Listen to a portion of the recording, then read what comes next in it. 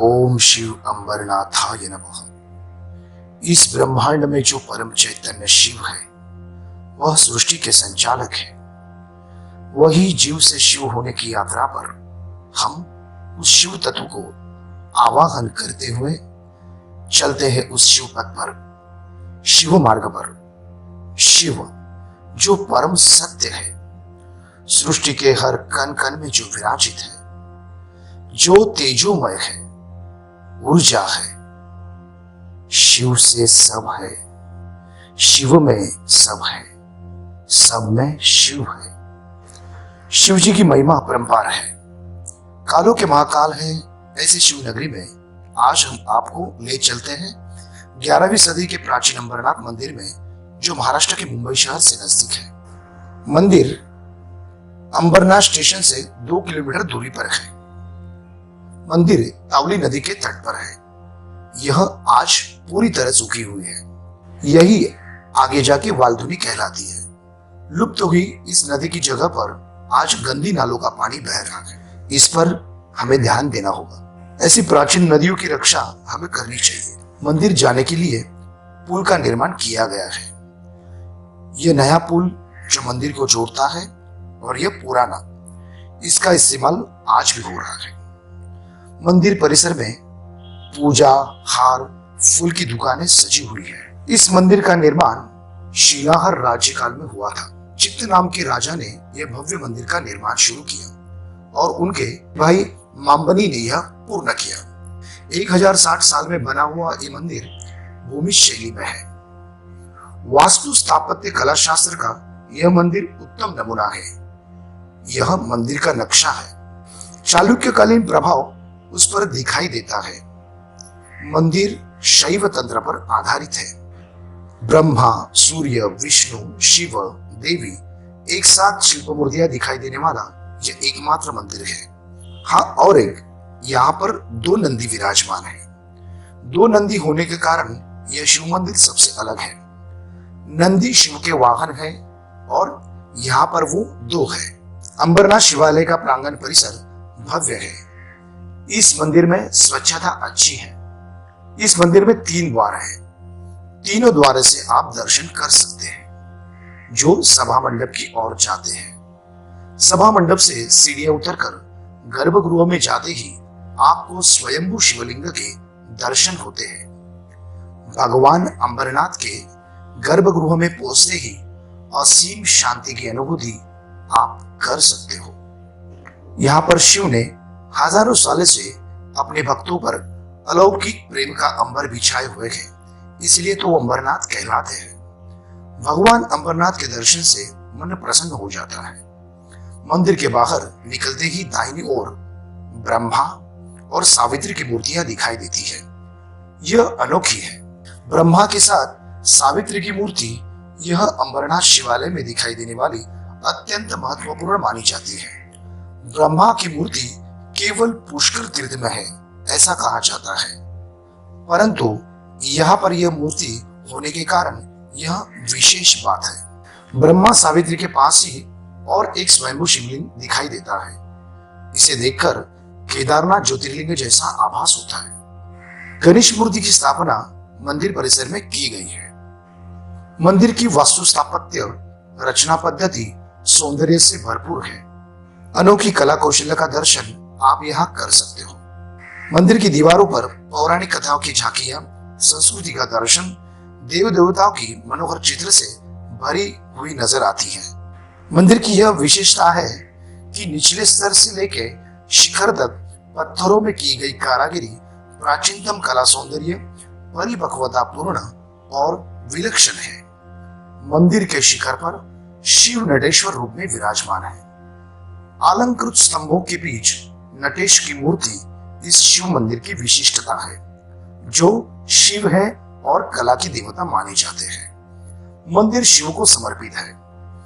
मंदिर की दीवारों पर यह विष्णु देवता की मूर्ति है। यह शिव अवतार धनाकर्षण भैरव की मूर्ति है।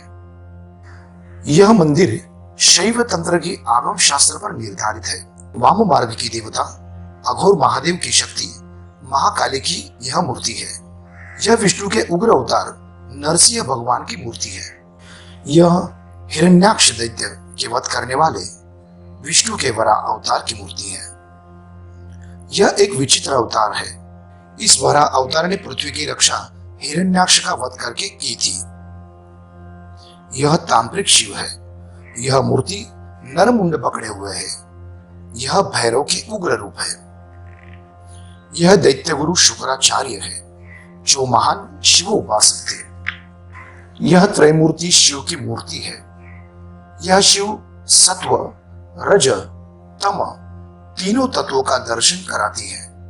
मूर्ति की दाई और भूत पिशाच जैसी एक मूर्ति है, जो शिव के सम्मान में शंख जैसी कुछ चीज बजा रहा है। बाई तरफ एक सुंदर स्त्री है।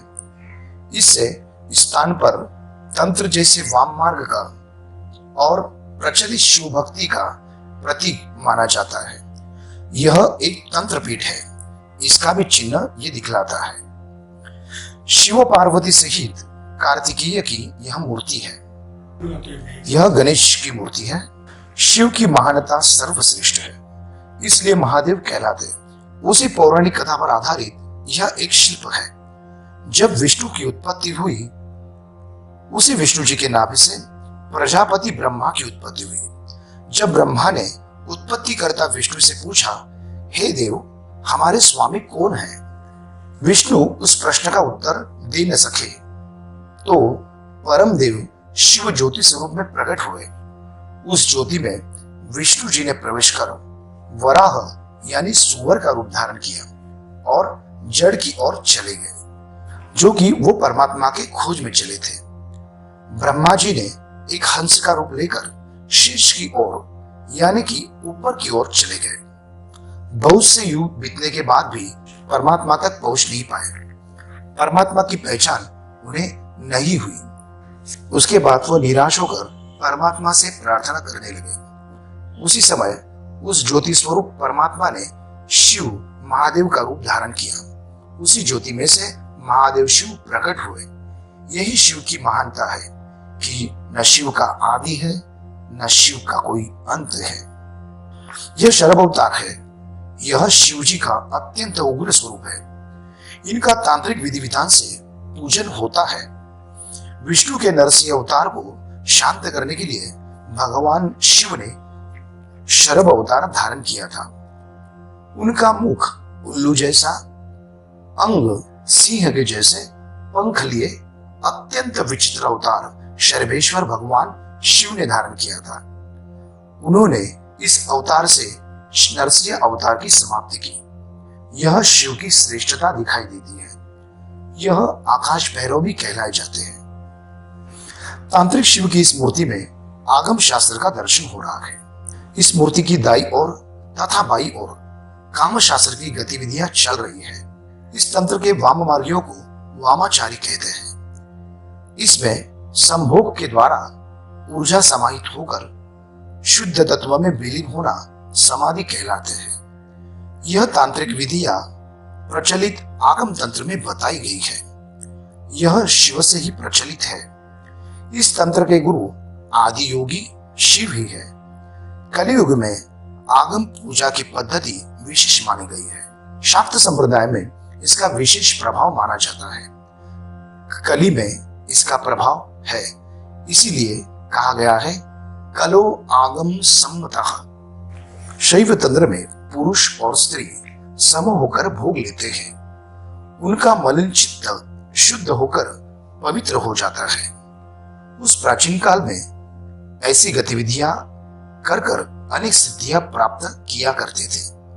सबसे चौंकाने वाली बात यह कि विश्व प्रसिद्ध तंत्रपीठ में जो सिद्धपीठ की देवी है, जो कामाख्या देवी की मूर्ति यहाँ पर हमें नजर आई। इस बात पर गौर करने जैसा है कि यहाँ पर तंत्रोक्त देवी देवता का पूजन होता होगा।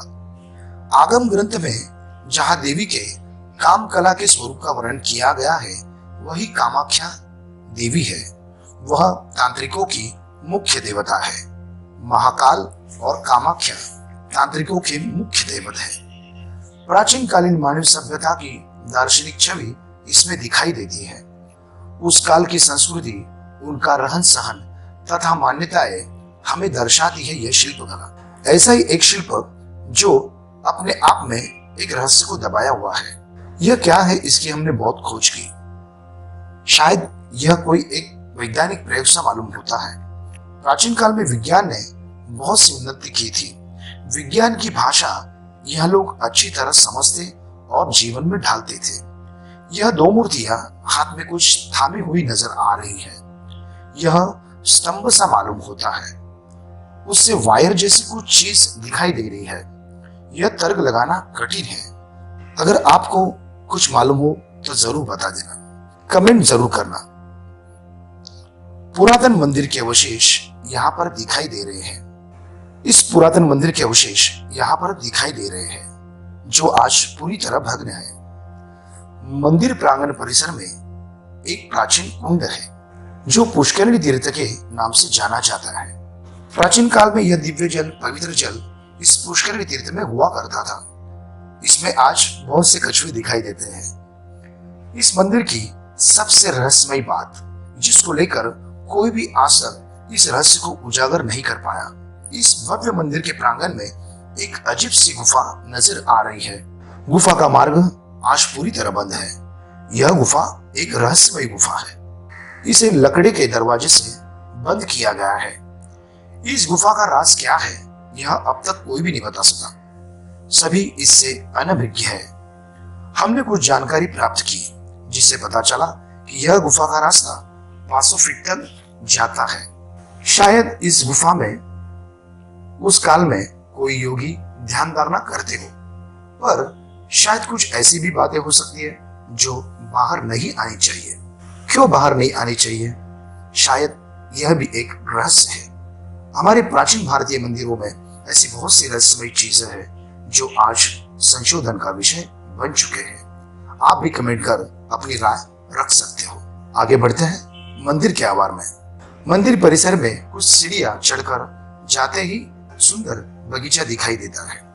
वहां पर अलग अलग फूलों के पौधे लगाए गए हैं। आह्लादपूर्ण वातावरण का निर्माण इस बगीचे में किया गया है। शिव भक्तों के द्वारा हरिहर सेवा संस्थान संचालित शिव भंडारा महाप्रसाद वितरित किया जाता है। प्रसाद थाली मुफ्त है। यहाँ पर असीम शांति है। मुंबई के नजदीक होने के बावजूद भी यहाँ पर यह भीड़ भाड़ से दूर है। ना कोई भीड़ है, ना कोई दुकानदारी। यहाँ पर जंगल हुआ करता था। वैसे आज भी यहाँ शांति का माहौल है। इस मंदिर के बाहर आते ही आप उस परम सत्य से दूर जाते हो, बल्कि वो तुम्हारे भीतर ही वास करता है। प्राचीन काल में कई तपस्वी, साधु, योगी, तांत्रिक यहाँ पर साधना के लिए आया करते थे। गुरु मार्ग की दीक्षा लिए परम सत्य की खोज में उस परम विज्ञान को जानने के आशा रखकर जीवन बिताते थे। यहाँ पर नाथ संप्रदाय, उदासी अखाड़ा, शैव संप्रदाय, शाक्त संप्रदाय, वैष्णव संप्रदाय के आश्रम हुआ करते थे। आज भी हरिहर संस्थान के रूप में वह सेवा कर यह परंपरा निभा रहे हैं। शिव की पूजा प्रकृति हमेशा से करती आ रही है।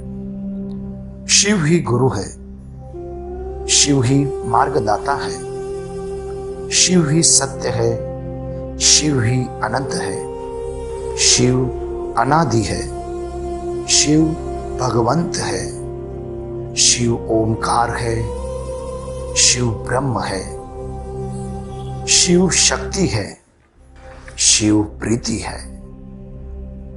जो शिव है, जो तुझ में है, वही मुझ में है, वही सब में है। आओ इस आदियोगी महादेव देवादिदेव शिव को नमन करें। शिवोहम शिवोहम। ओम अंबरनाथाय नमः। भगवान शिव आपका कल्याण करें। श्री गुरुदेव दत्त।